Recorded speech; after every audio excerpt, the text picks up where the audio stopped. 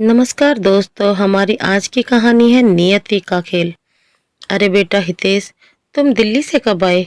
प्रणाम आंटी जी, कल ही आया हूँ, कहकर हितेश अपनी दोस्त की माताजी के चरण छूने लगा। आशीर्वाद देते हुए माताजी इधर उधर देखने लगी। दरवाजे पर भी देखा मगर कोई नहीं था। हितेश बोला, क्या देख रही हो आंटी जी? रोहित को ढूंढ रही हो? दरअसल उसे बहुत ज्यादा काम था तो इस कारण नहीं आ पाया। अगली बार तो उसे अपने साथ लेकर ही आऊंगा। बेटे के आने की उम्मीद में अम्मा जी की आंखों में जो चमक आई थी एकदम से गायब हो गई और उनकी आंखों में आंसू भर आए। थोड़ी देर में रोहित के बाबूजी भी आ गए और तब तक अम्मा का आंचल आंसुओं से भीग चुका था। बाबूजी बोले, अरे भाग्यवान, क्यों परेशान होती हो? अब यही हमारी किस्मत है। जितनी जल्दी हम इसे स्वीकार कर ले उतना ही अच्छा है। अम्मा के सामने रोहित के बचपन की यादें ताजा हो गई। कितनी मन्नत से मांगा था रोहित को उन्होंने भगवान से। कभी चोट रोहित को लगती तो दर्द अम्मा को होता था। अपनी आंखों से ओझल नहीं होने देती थी अम्मा अपने बेटे को। आज इस बेटे को अम्मा बाबूजी अपने स्टेटस के नहीं लगते। रोहित, ऐसी तरक्की का तुम क्या करोगे जो तुम अपने माता पिता का सहारा ही उनके बुढ़ापे में ना बन सको? तुम केवल अपनी कमाई और अपने पैसे के बारे में सोचते हो। कभी यह भी सोचा है कि तुम्हारी अम्मा और बाबूजी किस हालत में रह रहे हैं? हितेश ने रोहित को समझाना चाहा। रोहित बोला, हितेश, तुम मेरे दोस्त हो तो केवल दोस्ती तक ही सीमित रहो। मेरे पारिवारिक मामलों में दखल देने की जरूरत नहीं है तुम्हें। यह मेरी जिंदगी है, मैं चाहे जैसे इसे जी सकता हूँ। अब मुझे अपनी जिंदगी कैसी जीनी है, अपने माँ बाप के साथ कैसे रहना है, यह तुमसे जानने की जरूरत नहीं है। यहाँ दिन भर में इतने मरीज आते हैं कि अगर उन्हें छोड़कर एक दिन के लिए भी मैं चला जाऊं तो मेरा हजारों रुपए का नुकसान हो जाएगा। उस नुकसान की भरपाई कौन करेगा? मैं अपना कैरियर छोड़कर गांव में नहीं रह सकता, और गांव में रखा भी क्या है? और अम्मा बाबूजी को यहाँ रहने को कहता हूँ तो वो जिद पर अड़े हैं कि गांव छोड़कर कहीं नहीं जाएंगे। और रही पैसों की बात, तो मैं यहाँ कमाता ही कितना हूँ जो मैं हर महीने उन्हें पैसे भेज दूँ? मेरा अपना भी परिवार है, उनके भी खर्च हैं। लेकिन अम्मा बाबूजी हैं जो चाहते हैं कि हर महीने मैं पैसे भेजता रहूं। रोहित, तू तो डॉक्टर है और इतना पैसा कमाता है कि थोड़ा सा अम्मा बाबूजी के पास भेज ही सकता है ना? तो तू उन्हें अपना समय देता है, ना ही पैसा। उनका भी तुझसे मिलने का मन करता होगा। 1 साल हो गया तो अपनी अम्मा बाबूजी से नहीं मिला। वह भी अपने बेटे और पोते से मिलने को तरस जाते होंगे। हितेश यह सब बातें बोलता जा रहा था, लेकिन रोहित को इन बातों को सुनने में कोई दिलचस्पी नहीं थी। रोहित अपने अम्मा और बाबूजी का इकलौता ही बेटा था। हर काम को लगन से करता था और बाबूजी को पूरा विश्वास था कि उनका बेटा बड़ा होकर उनकी सेवा करेगा और उनके काम को संभालेगा। जब रोहित थोड़ा बड़ा हुआ तो उनकी भैंस एक बार बीमार पड़ गई और बाबूजी ने उसे जानवरों के डॉक्टर को बुलाकर लाने को कहा। डॉक्टर जब आया तो उसने इलाज के लिए बहुत से पैसे बाबूजी से लिए। रोहित ने देखा कि गांव के आने जाने वाले लोग उन्हें नमस्कार कर रहे थे। रोहित ने सोचा कि अगर गाय भैंस के डॉक्टर को इतनी इज्जत मिलती है तो क्यों ना वह इंसानों का डॉक्टर बने। और उसी दिन से उसने ठान लिया कि अब उसे डॉक्टरी ही करनी है और उसने प्रवेश परीक्षा के लिए तैयारी शुरू कर दी। अम्मा नहीं चाहती थी कि रोहित डॉक्टर बने, क्योंकि वह जानती थी कि डॉक्टरी करके रोहित शहर चला जाएगा और उनसे दूर हो जाएगा। लेकिन रोहित जिद पर अड़ा था और उसने बाबूजी को यह कहकर मना लिया कि वह डॉक्टर बनकर गांव वालों की सेवा करेगा। रोहित का सिलेक्शन हो गया और वह पढ़ने के लिए शहर चला गया।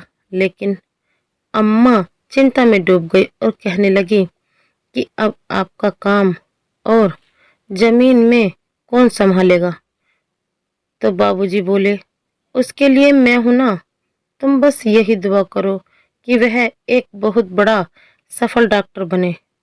डॉक्टरी की पढ़ाई के लिए बाबूजी के पास इतना पैसा भी नहीं था, तो उन्होंने अपनी दुकान गिरवी रखकर पैसे का इंतजाम किया और हर महीने उसे पैसे भेजने लगे। अम्मा दुकान गिरवी रखने के लिए हक में नहीं थी, क्योंकि वह जानती थी कि वे दोबारा उसे छुड़ा नहीं पाएंगे। लेकिन रोहित ने कहा कि वह डॉक्टर बनकर इतना पैसा कमाएगा कि उनके अम्मा और बाबूजी राज करेंगे। कुछ साल के बाद रोहित की डॉक्टरी पूरी हो गई और उनकी एक बहुत अच्छी अस्पताल में नौकरी लग गई। बाबूजी चाहते थे कि उनके बेटे की शादी उनके गांव की ही किसी लड़की से हो, लेकिन रोहित ने साफ साफ कह दिया कि उसने एक लड़की ढूंढ ली है जो उसके साथ ही काम करती है और डॉक्टर है। रोहित की शादी प्रिया से हो गई। प्रिया भी उसकी तरह गांव से नफरत करती थी और प्रिया नहीं चाहती थी कि अम्मा बाबूजी जाकर उसके साथ रहें। अम्मा बाबूजी यह बात जानते थे, इसलिए वे रोहित के घर नहीं जाते थे। गिरवी जमीन को छुड़ाने के लिए जब बाबूजी ने रोहित से पैसे मांगे तो रोहित ने साफ इनकार कर दिया और कहा कि अब अपने लिए कोई नौकरी ढूंढ लो और दुकान को भूल जाओ। कितनी मेहनत से खड़ी की थी यह दुकान। अगर यह दुकान न होती तो हम तुझे पढ़ा नहीं पाते और ना ही डॉक्टर बना पाते। लेकिन रोहित को इन सब बातों से कोई मतलब न था। वह अपने शहर की जिंदगी में व्यस्त था। रोहित की पत्नी प्रिया भी एक डॉक्टर थी। जब उसका बेटा हुआ तो वह 6 महीने के बाद ही अपने बेटे को क्रेश में छोड़कर नौकरी करने लगी। अम्मा जी चाहती थी कि वह अपने पोते को अपने हाथों से पाल पोस कर बड़ा करे, लेकिन प्रिया ने तो ठान रखा था कि वह अपना बेटा गंवार लोगों के हाथ में नहीं देगी। इसलिए अम्मा बाबूजी जब भी शहर आने का नाम लेते कोई ना कोई बहाना बना देती थी। गांव में अम्मा याद करने लगी कि रोहित का बेटा धीरज अब बहुत बड़ा हो गया होगा, अब चलने लगा होगा। कितने महीने हो गए हमने अपने पोते की शक्ल भी नहीं देखी। बाबूजी कहने लगे, हमने सोचा था कि रोहित यहीं गांव में डॉक्टरी करेगा और हमारे साथ ही रहेगा और हमारे आंगन में ही रोहित के बेटे की किलकारियां गूंजेंगी। घर का आंगन सुनसान पड़ा है। अगर रोहित यहाँ होता तो पूरा घर खुशियों से भर जाता। दुकान तो रोहित ने रहने ही नहीं दी और अब इन हाथों में भी इतनी ताकत नहीं कि कहीं नौकरी कर लूं। अम्मा बाबूजी की तबीयत अब ज़्यादा खराब रहने लगी थी। रोहित को जब हितेश ने अम्मा बाबूजी की हालत के बारे में बताया तो वो कुछ पैसे उन्हें भेजने लगा, क्योंकि प्रिया माँ बाबूजी को अपने साथ रखने को तैयार नहीं थी। लेकिन वो पैसे उनके लिए काफ़ी नहीं थे। डॉक्टर बेटे के माँ बाप अब गरीबी की हालत में रहने पर मजबूर हो गए। उनकी हालत बिगड़ती देख रिश्तेदारों के घर से रोहित उन्हें शहर तो ले आया, लेकिन प्रिया ने उन्हें अपने घर में आने से साफ इनकार कर दिया और रोहित से बोल दिया कि वह उन्हें वृद्धाश्रम छोड़ आए। देखते ही देखते अम्मा बाबूजी की जिंदगी पूरी तरह से उजड़ गई। वे सोचने लगी, यह कैसी विडंबना है कि डॉक्टर बेटे के माँ बाप अब वृद्धाश्रम में रहने को मजबूर हैं। रोहित का बेटा धीरज भी अब बहुत बूढ़ा हो चुका था और उसने भी डॉक्टर बनने का ही सोचा था। उसे डॉक्टरी करने के लिए उन्होंने विदेश भेज दिया। रोहित ने अपनी सारी जमा पूंजी लगाकर और कुछ कर्ज लेकर अपने बेटे धीरज के लिए एक बहुत बड़ा अस्पताल खोला। जब धीरज विदेश से पढ़कर लिखकर भारत लौटा तो उन्होंने उसे एक सरप्राइज के तौर पर उनका अस्पताल दिखाया। लेकिन धीरज ने साफ साफ कह दिया कि वह भारत में रहने के लिए तैयार नहीं है, वह विदेश में ही सेटल होना चाहता है। रोहित और प्रिया दोनों जैसे सुन्न हो गए। धीरज, यह तुम क्या कर रहे हो? प्रिया बोलने लगी। हमने तो सोचा था हमारा बेटा बड़ा होकर हमारा नाम रोशन करेगा, हमारे अस्पताल को आगे बढ़ाएगा, लेकिन तुमने हमें एक पल में पराया कर दिया बेटा। हमारे देश में क्या बुराई है? सब कुछ तो है यहाँ पर, सभी तरह की आधुनिक सुविधाएं हैं, लेकिन माँ, मैं विदेश की ही एक लड़की से प्यार करता हूँ और मैंने उससे शादी करने का फैसला कर लिया है। अब मेरे फैसले को कोई नहीं बदल सकता। मैं यहाँ नहीं रहूँगा।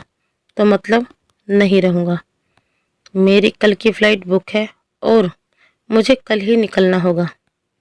धीरज ने अपनी बात स्पष्ट तौर पर कह दी। रोहित और प्रिया दोनों को जैसे काटो तो खून नहीं, उन्हें अपने कानों पर विश्वास नहीं हुआ। धीरज, तुम्हें सेटल करने के लिए हमने इतना बड़ा कर्ज उठाया है, अपनी जिंदगी भर की कमाई हमने दांव पर लगा दी और अब तुम हमें ही छोड़कर जा रहे हो। क्या कमी थी हमारी परवरिश में जो तुमने हमें यह दिन दिखाया? प्रिया के हाथ पैर सुन्न हो गए। बोली, मैं तुम्हारे बिना नहीं रह सकती मेरे बेटा। धीरज बोला, आप तो शुरू से ही मेरे बिना रह रही है ना। मुझे तो अपने क्रैश में छोड़ दिया था जिस समय मुझे आपकी सबसे ज़्यादा ज़रूरत थी। उस समय तो आप अपने काम में व्यस्त थी ना, तो मेरे लिए पिताजी के पास समय नहीं था, ना ही आपके पास। और दादा दादी को अम्मा तो यही देखकर खुश थी कि उनसे मिलने आज उनकी बहू आई है। अम्मा और बाबूजी का यह हाल देखकर प्रिया की नज़रें शर्म से ज़मीन में गड़ी जा रही थी। वह सोच रही थी कि हमने अम्मा बाबूजी के साथ कितना बुरा किया और अम्मा बाबूजी आज भी हमारे साथ उतने ही प्यार से बात कर रहे हैं। प्रिया सोचने लगी कि माफ़ी मांगू भी तो किस मुंह से। प्रिया और रोहित अम्मा बाबूजी के पैरों में गिर पड़े। हमें माफ़ कर दो अम्मा बाबूजी, हम आपके गुनहगार हैं। आज तक उसने अम्मा बाबूजी के बारे में नहीं सोचा, लेकिन आज जब वह खुद इस स्थिति में खड़ी है जिस स्थिति में उन्होंने अम्मा बाबूजी को लाकर खड़ा कर दिया था, वह उनके दर्द को समझ पा रही थी। अम्मा और बाबूजी की जर्जर हालत देखकर प्रिया और रोहित अपने आप को कसूरवार मान रहे थे।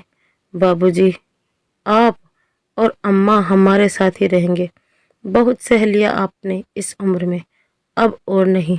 रोहित और प्रिया अम्मा बाबूजी को अपने घर ले आए। घर आकर देखा तो सामने धीरज खड़ा था। प्रिया और रोहित के चेहरे पर मुस्कान आ गई। हैरान होते हुए प्रिया ने पूछा, पर बेटा, तेरी तो आज फ्लाइट थी। मम्मी पापा, मैं आपसे झूठ बोल रहा था, मेरी कोई फ्लाइट नहीं थी और मैं अपने ही देश में रहना चाहता हूँ और यही आप सबके साथ जीवन बिताना चाहता हूँ। मैं जानता था कि आप दोनों दादा दादी को वृद्ध आश्रम में छोड़ आए हो। हितेश अंकल ने आपको वृद्धाश्रम में बात करते हुए सुना था। जब आपने हितेश अंकल की बात नहीं मानी तो उन्होंने आकर मुझे सब बात बताई। जब मुझे पता चला कि मेरे दादा दादी वृद्धाश्रम में रहते हैं तो मेरा मन दर्द से भर उठा। मैं बचपन से ही प्यार को तरसता रहा और दादा दादी अपने बच्चों के लिए पास रहने को तरसते रहे। मैं जानता था कि आप दोनों मेरे समझाने से नहीं समझेंगे, इसलिए मैंने ये सब नाटक किया ताकि आप समझ सकें कि माँ बाप को बच्चों के बिना क्या हाल होता है। मैं बरसों से अपने दादा दादी का प्यार पाने को तरसता रहा। मेरी बरसों पुरानी इच्छा अब पूरी होने जा रही थी। अब मैं अपने मम्मी पापा और दादा दादी के साथ मिलकर प्यार से रहना चाहता हूँ। पोते की बातें सुनकर अम्मा बाबूजी फूले नहीं समा रहे थे। प्रिया और रोहित के चेहरे पर भी आज गर्व भरी मुस्कान थी। आज धीरज को अपने दादा दादी का प्यार मिल गया और अम्मा बाबूजी को अपना परिवार, जिसके साथ वह हमेशा रहने का सपना देखते थे। तो दोस्तों, माँ बाप हजारों तकलीफें सहन करके भी अपने बच्चों को बड़ा करते हैं। ताउम्र अपने बच्चों को दिल से लगाकर उनकी हर मुसीबत को हर लेते हैं, यहाँ तक कि अपने सारे सपने और खुशियाँ भी कुर्बान कर देते हैं और बच्चों की खुशियों के लिए जीते हैं। माँ बाप का यह सपना होता है कि उनका बच्चा बड़ा होकर अपने पैरों पर खड़ा होकर खूब पैसा कमाए और एक दिन बड़ा आदमी बनकर उनके बुढ़ापे की लाठी बनी। लेकिन वही बच्चे बुढ़ापे में अपने माँ बाप को बेसहारा छोड़ देते हैं। सच तो यह है कि माँ बाप का परिवार अपने बेटे बहू और उनके बच्चों के साथ मिलकर ही बनता है। केवल पैसों की कमी पूरी कर देना ही काफ़ी नहीं है, बल्कि अपने माँ बाप के साथ हमेशा रहो। यही चीज़ उन्हें खुशी देती है, जो उनके चेहरे की चमक बनकर दिखने लगती है। दोस्तों, आपको यह कहानी कैसी लगी? लाइक और कमेंट करके ज़रूर बताएं और चैनल को सब्सक्राइब करके ज़रूर जाएं। धन्यवाद।